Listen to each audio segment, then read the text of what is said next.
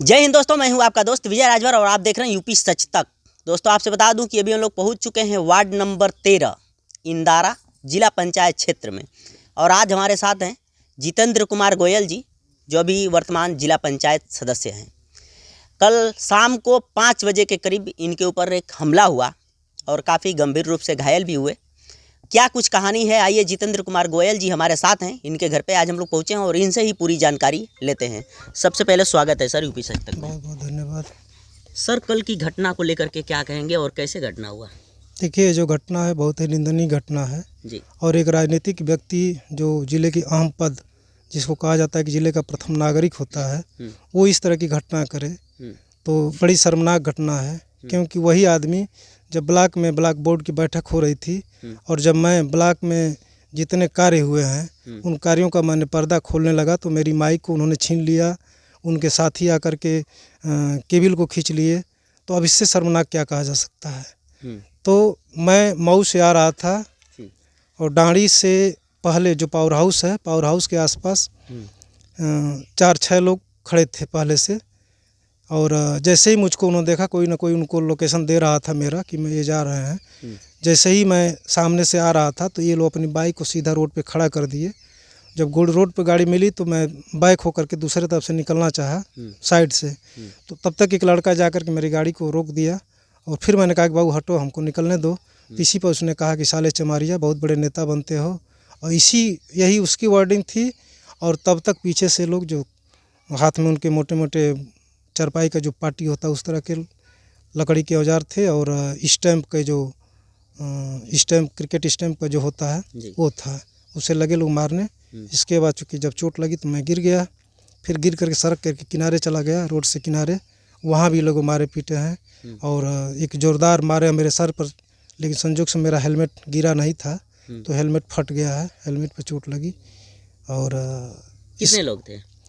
और रहे होंगे लगभग 6 लोग थे, 3 बाइक थी, 6 लोग रहे होंगे और सबकी उम्र लगभग 18 से 25 की उम्र थी। और देखने से भी लग रहा था कि ये गैंग वाले लोग हो सकते हैं जिनके माध्यम से घटना को अंजाम दिया जा रहा है। वो उसमें से आप पहचान रहे हैं किसी को? चेहरा तो पहचान रहा हूँ, नाम नहीं किसी का जानकारी है, चेहरा मैं पहचान रहा हूँ सबका। तो अभी उस समय प्रशासन मौके पे पहुंची? मैं तो बिल्कुल अचेत हो गया था, लेकिन फिर कुछ लोग आए, उठा के मुझे बैठाए, राहगीर लोग। इसके बाद मेरी मोबाइल निकाले, कुछ लोग परिचित निकल गए, चूँकि जब जाने जिला पंचायत सदस्य हैं तो सब लोग जानते ही हैं मुझे, मैं भले न जान पाऊँ उनको।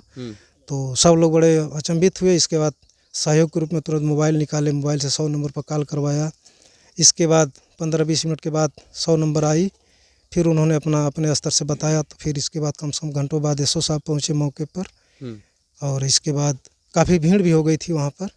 फिर हमको लेकर के आए थाने से फिर भेज दिए मेडिकल के लिए। मेडिकल के बाद हम आए तो हमारी तहरीर लिए और फिर हमको रिफ़र किया गया था मऊ। मैं मऊ चला गया, चूँकि मऊ मैं अपने आप को बिल्कुल असहज महसूस हो रहा था, क्योंकि चारों तरफ उन्हीं का गैंग लगा हुआ है। तो मैंने डॉक्टर से कहा कि मैं यहाँ सुरक्षित नहीं हूँ, मुझे आप छोड़ दीजिए, मैं घर चला जाऊँगा, मैं कल फिर आ जाऊँगा आपके यहाँ। तो आज चलना है, एक्सरे कराना है। यानी आप उन लोगों के डर से रात में अपने आप को एडमिट नहीं किए वहाँ पे? मैं अपने आप को असहज महसूस कर रहा था कि वो रात में कुछ भी कर सकते हैं, तो इसलिए मैं वहाँ से तुरंत निकल लिया।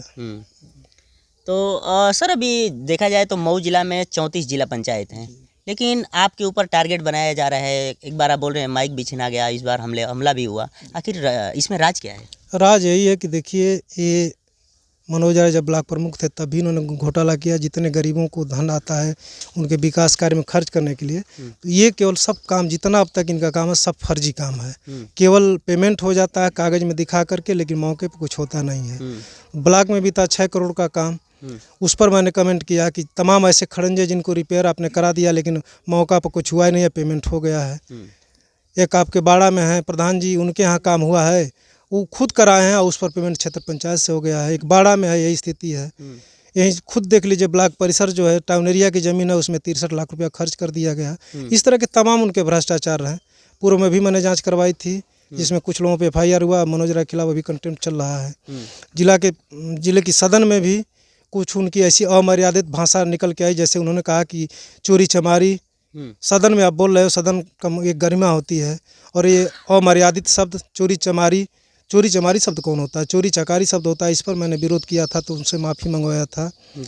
इसके बाद चूँकि 2-3 मेंबर हम लोग ऐसे हैं जो हर मेंबर की समस्या के लिए हम लोग खड़े हो जाते हैं, विरोध करते हैं कि काम सबको, जैसे एक बिना नाम का लड़का है, एक वीरेंद्र जोगी है, इन सबों को काम कभी 5 लाख तो कभी 10 लाख का मिलता है, तो उसके लिए भी हम लोग कहते हैं कि भाई सबका हिस्सा बराबर होना चाहिए।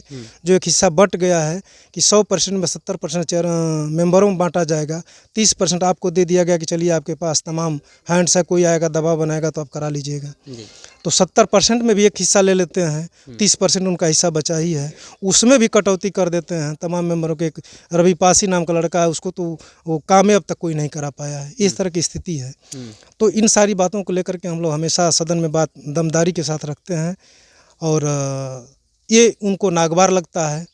इस बात पर जब उन्होंने विरोध किया तो चूँकि जो जिला पंचायत की मेन जो बॉडी होती है, जो समिति होती है, वो अवैधानिक है, वो बिल्कुल प्रॉपर चैनल इलेक्टेड होना चाहिए, लेकिन इलेक्टेड नहीं, अपने मन से उन्होंने चुन लिया।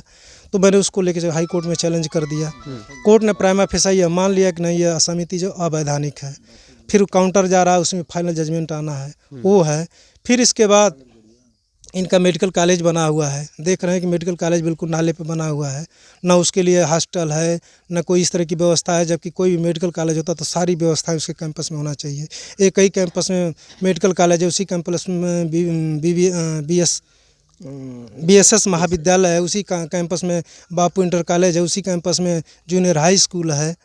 ये तमाम चीज़ें हैं और कुकुरमुत्ते की तरह से उनके हॉस्पिटल बढ़ते जा रहे हैं। धन कहाँ से आ रहा है? अभी आपने कसारा में देखा, तमाम जो वहाँ के राजभर समाज के लोग हैं, ज़बरदस्ती उनको धमका डरा करके उनसे ज़मीन अब औने पौने दाम में लिखवा लिया गया। उसमें एक मामला चल रहा है, उसमें स्टे है, उसमें भी काम करवा रहे हैं, उसमें कंटेम्प्ट भी हो गया है, तब भी काम करवा रहे हैं। तमाम ये चीज़ें हैं जिसके लिए मैंने प्रवर्तन निदेशालय को भी लिखा है। इनके कार्यों की जाँच के लिए हमने प्रमुख सचिव पंचायत विभाग, पंचायती राज मंत्री सबको मैंने दिया है, जिसमें मेरा नोटिस पद पत्र लगा है। अखिलेश भाई जो धौरिया साथ से हैं, जिला पंचायत उनका लगा है, संतोष राजभर जो खुरहट से हैं उनका भी लगा है। तो हम 3 लोग विशेष तौर से सामने आते हैं, बाकी बवासीर तो सबको है, लेकिन कोई डर के मारे कह नहीं पाता है, उनसे डरते हैं लोग और जा करके उनके घर 3-3 4-4 घंटा लाइन लगा कर बैठते हैं। हम लोगों ने ऐसा कभी नहीं किया। इसी बात का मलाल उनको है कि ये सब हमारा विरोध क्यों कर रहे हैं, इसी बात को लेकर के। चूँकि कई जगह बातें भी उनकी निकल के आई थी कि नहीं, ये बहुत तेज़ बन रहे हैं, बहुत लिखना पढ़ना चाहते हैं, इनको ठीक करना है। खुद अखिलेश भाई को कहते कि अरे उसका तो लिखने पढ़ने का काम, आप मैनेज हो जाइए। फिर हमसे कहा कि अरे अखिलेश भाई का वही काम है, एक दूसरे को लड़ाना, आप मैनेज हो जाइए। उन्होंने सबको कहीं ना कहीं से टारगेट करके कि किसी तरह से मैनेज करके मामला ख़त्म कर दिया जाए। लेकिन जब हम मैनेज नहीं हो पाए तो अब वो जान रहा है कि हम फंस रहे हैं, तो उसने ऐसा कृत्य किया है। और ये सारा कृत्य इस जनपद के एक बड़े चर्चित AK शर्मा, जो इनको विकास पुरुष कहा जाएगा, सब उन्हीं के नाम पर ये भजा रहा है। जबकि हम लोग 15-20 मेंबर जा कर के माननीय मंत्री जी से ये बात को कहे थे, तो उन्होंने इस बात को एक्सेप्ट किया कि हाँ सही बात है, मुझे भी लगता है कि वो मेरे नाम पर काम इस तरह से कर रहा है। तो माननीय मंत्री जी से मैं निवेदन करूंगा कि ऐसे लोगों से बचने का प्रयास करें। अपने जब सम्मान को बचाना तो ऐसे लोगों को असम्मानित को हटा देना चाहिए। और जनपद में इसका बिल्कुल दबदबा बढ़ता जा रहा है, उस दबदबे के खिलाफ बिल्कुल हम लोग मुस्तैदी से खड़े हैं, चाहे उसके लिए जो भी कुछ करना पड़े। तो सर अभी तो FIR हो चुका है, तो क्या लग रहा है, न्याय पे भरोसा है कि? देखिए, प्राइमा फेसाई FIR दर्ज हो जाना कोई कानूनी कार्रवाई नहीं होती जब तक उसमें विवेचना हो करके चार्जशीट न लग जाए। तो मुझे जहाँ तक उम्मीद है कि ठीक है, FIR तो हो गई, लेकिन फिर भी मुझे बहुत न्याय मिलने की उम्मीद नहीं दिख रही है। और हम लोग जा रहे हैं आज कप्तान से मिलने, 2-3 जिला पंचायत सदस्य हम लोग जाएंगे और कुछ साथी जा रहे हैं। मिल करके उनसे कहा जाएगा कि इसकी उच्च स्तरीय जांच होनी चाहिए। और जितने मैंने अब तक एप्लीकेशन दिया है उसमें इंस्पेक्टर जो LIU के हैं, उन्होंने भी रात में फ़ोन किया था, सारा मैटर लिया हमसे। फिर इंटेलिजेंस वाले भी हमसे लिए मैटर लेकर के, उन्होंने कहा कि नहीं, इस पर हम लोग आगे लिखा पढ़ी करें, बिल्कुल जांच होनी चाहिए। तो मैंने कहा धन्यवाद, और चल रहे हम लोग कप्तान से भी मिलने के लिए कि नहीं, इसकी उच्च स्तरीय जाँच हो जाए ताकि दूध का दूध पानी का पानी हो जाए। क्योंकि ये लोग साजिश करता है, जब वो जानेंगे कि एकदम फंसने के कगार पर, तो कोई न कोई साजिश षड्यंत्र रचने का प्रयास करेंगे कि उधर मामले को घुमा दिया जाए। तो इसलिए हम लोग चल रहे हैं। चूँकि उच्च स्तरीय जाँच रहेगी तो उस स्वतंत्र निष्पक्ष रूप से वो जाँच करेगी और जो न्याय हम लोगों को मिलना चाहिए, न्याय मिलेगा। चलिए सर, चैनल में टाइम समय दिए, बहुत बहुत धन्यवाद। धन्यवाद सर। चलिए आपसे बता दूं कि अभी हमारे साथ रहे जितेंद्र कुमार गोयल जी, जो कल शाम को इनके ऊपर हमला हुआ और काफ़ी गंभीर रूप से घायल भी हुए। और कल शाम को सदर में इनको भर्ती किया जा रहा था, लेकिन अपने आप को वहाँ पे सुरक्षित महसूस नहीं किए, तो डॉक्टर से बोले कि हमें अपने घर जाने दीजिए, कल फिर हम आएंगे। और बाकी ये जा रहे हैं अभी कप्तान साहब के पास, देखते हैं कि कप्तान साहब के पास क्या आश्वासन इनको मिलता है। उसके बाद फिर एक बयान हम लोग लेने की कोशिश करेंगे।